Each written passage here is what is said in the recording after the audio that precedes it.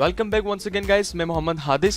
Last video तक software installation तक बात कर ली ग्रुप पॉलिसी के थ्रू। MCSA में इस वीडियो में हमने बात करनी है कि EXE टू MSI जो कन्वर्टर्स हैं वो कौन से हैं।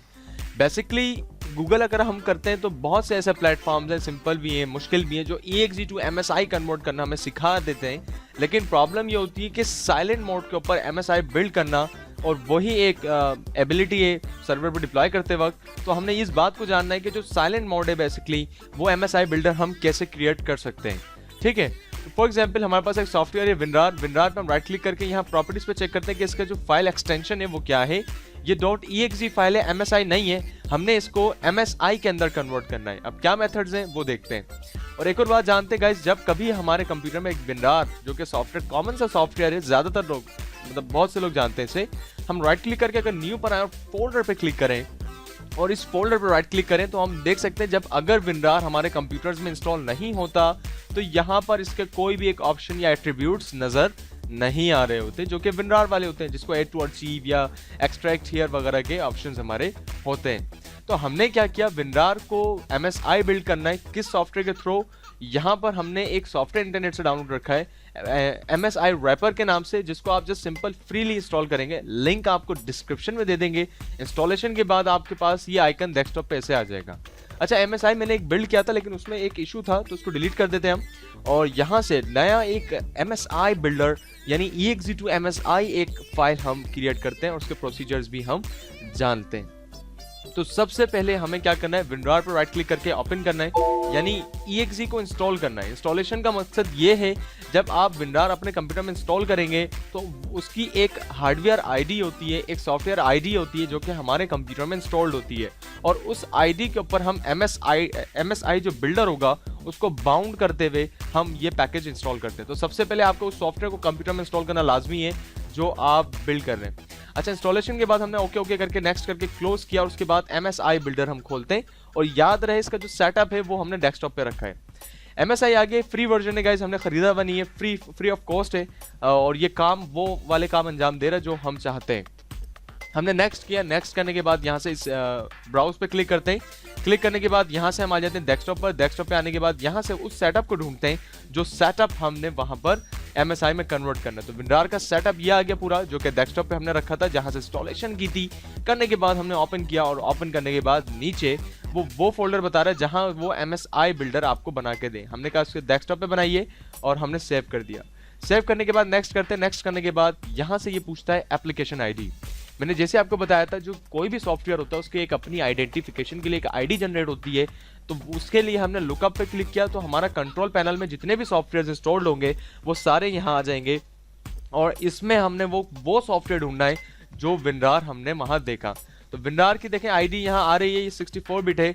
हमने इस पर क्लिक करके जैसे इसे हम सेलेक्ट करेंगे तो ये विनरार जो एप्लीकेशन है वो एक सॉफ्टवेयर सिंपल आ गया, और उसकी जो आईडी है हमने यहाँ से क्रिएट न्यू कर ली, ताकि जब ये आईडी हम वहाँ software through group policy servers में डिप्लॉय कर रहे हो तो वो आईडी के थ्रू इसकी पहचान बना सके। हमने नेक्स्ट किया। नेक्स्ट करने के बाद यहाँ से इस प्रोडक्ट के इंफॉर्मेशन पूछता है। कुछ सॉफ्टवेयर्स में बाय डिफॉल्ट आ जाता है, अगर नहीं आए तो आपने इसको बता देना है कि आप रजिस्ट्री से ले लें, या मैन्युफैक्चरर भी आप अगर नहीं आ पा रहा हो कहीं से भी, ना रजिस्ट्री से ना एग्जीक्यूटिबल से, तो आप मैनुअल पे क्लिक करके खुद से लिख सकते हैं। लेकिन इन स्टार्टिंग के 3 जो बॉक्सेस हमारे, इन्हें आपने खाली नहीं छोड़ना होता। वर्जन कौन सा है ये भी आप एग्जीक्यूटिबल से ले लें, और इसको नेक्स्ट करके हमने क्या किया गाइज, यहाँ से सिंपल नेक्स्ट किया। अच्छा, अब यहाँ थोड़ी सी देखने वाली बात है, ये आर्ग्यूमेंट्स पूछ रहा है। आर्ग्यूमेंट से मुराद, क्या आपका जो सॉफ्टवेयर है वो जब आप इंस्टॉल कर रहे हो सर्वर पे, क्या वो आपसे नेक्स्ट के बटन पूछे? हमने कहा नहीं। वो जब इंस्टॉल हो रहा हो तो वो साइलेंट मोड पर हो रहा हो तो हमने स्लैश डाल के S लिखा, और नीचे ही ऐसे मैंने कहा जब वो अनइंस्टॉल हो रहा हो तब भी हमसे कोई कंफर्मेशन ना करे। अगर हम उसको ऑर्डर दे दें अनइंस्टॉलेशन का तो वो विदाउट परमिशन, विदाउट कुछ पूछे वो काम सारा अंजाम दे जाए, क्योंकि एक ही दफा वो साइलेंट मोड पर इंस्टॉल हुआ है तो उसी पर वो अनइंस्टॉल हो। नेक्स्ट करके हम बिल्ड करते हैं। बिल्ड करने के बाद आप देख सकते हैं कि हमारे स्क्रीन के ऊपर यहाँ एक MSI पैकेज आ चुका है, जिसकी शक्ल ही कुछ तब्दील सी होती है। EXE और MSI की शक्ल में फर्क होता है। इसको हम क्या करते हैं, यहाँ से एग्जिट करते हैं गाइज। एग्जिट के बाद जो MSI फाइल हमने बनाई है इस पर राइट क्लिक करके अगर हम इसकी प्रॉपर्टी चेक करें तो हम देख सकते हैं कि इसका जो पैकेज है वो MSI है, और इसके एक्सटेंशन है। और अगर हम इसे यहाँ राइट क्लिक करके अनइंस्टॉल करके चेक करना चाहें, क्योंकि अभी इस वक्त विनरार तो हमारे कंप्यूटर्स में इंस्टॉल है, और अगर हम इस पर राइट क्लिक करके अनइंस्टॉल करें और यस करें, और तो यहाँ ये एक एरर जनरेट कर देता है। इसकी वजह यह है कि ये जो हार्डवेयर आईडी है ऑलरेडी हमने पहले इंस्टॉल किया हुआ था, जो कि डिस्क में चाहिए।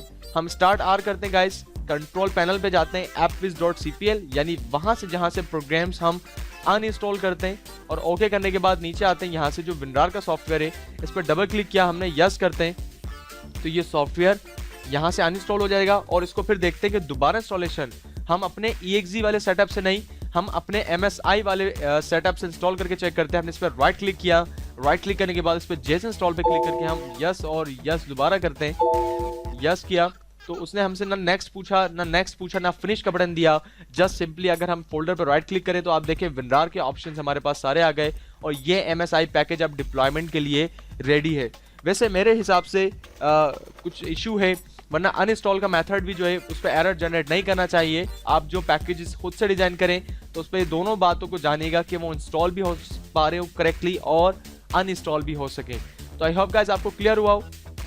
नेक्स्ट वीडियो में हमने बात करनी है SRP software restriction policy video पर। इस वीडियो की प्रैक्टिस कीजिए, मिलते हैं फिर तब, फी अमान अल्लाह।